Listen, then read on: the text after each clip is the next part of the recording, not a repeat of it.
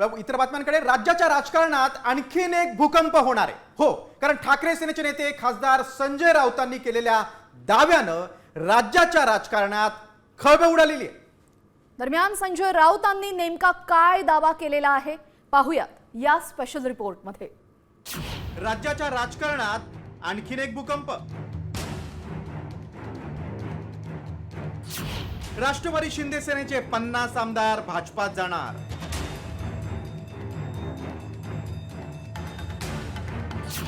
संजय राऊतांच्या दाव्यानं राजकारणात खळबळ. दोन्ही पक्षांचे तेवढे 25-30 आमदार हे भाजपात विलीन होण्याच्या मानसिकतेमध्ये आहेत. संजय राऊतांच्या या दाव्यानं राज्याच्या राजकारणात खळबळ उडाली आहे. आगामी काळात राष्ट्रवादी काँग्रेस आणि शिंदे सेनेतल्या प्रत्येकी 25 ते 30 आमदारांचा गट भाजपात विलीन होईल असा दावा संजय राऊतांनी केलाय. त्यामुळे राज्यात पुन्हा ऑपरेशन लोटस सुरू होणार असल्याची चर्चा रंगली. भविष्यामध्ये हा पक्ष 25 ते 30 आमदारांसह भाजपामध्ये विलीन होईल. त्याचं नेतृत्व कोणाकडे असेल ते मी आत्ता सांगत नाही तुम्हाला.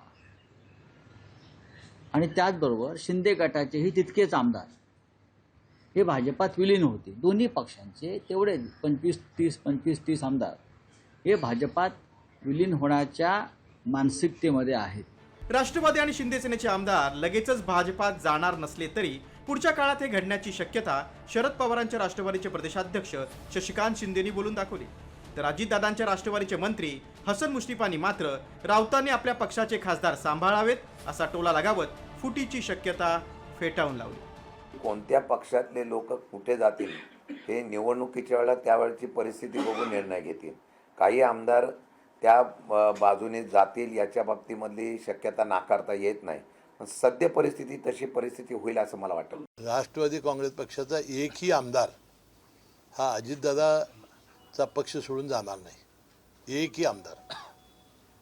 आता वास्तविक आपल्या संजय राऊतांनी आपले खासदार सांभाळावेत तेच बरेचसे चाललेले आहेत अशा बातम्या आम्ही ऐकलेल्या आहेत. खरं तर अजितदादांच्या अपघाती मृत्यूनंतर पक्षाच्या अध्यक्षा सुनेत्रा पवार राष्ट्रवादीवर आपली पकड मजबूत करतायत. असं असताना सुनेत्रा पवार विरुद्ध पटेल तटकरे यांच्यात अंतर्गत धुसफूस असल्याची चर्चा आहे.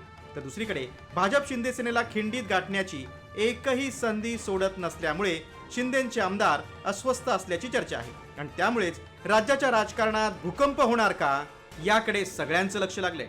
ब्युरो रिपोर्ट, साम टीव्ही न्यूज.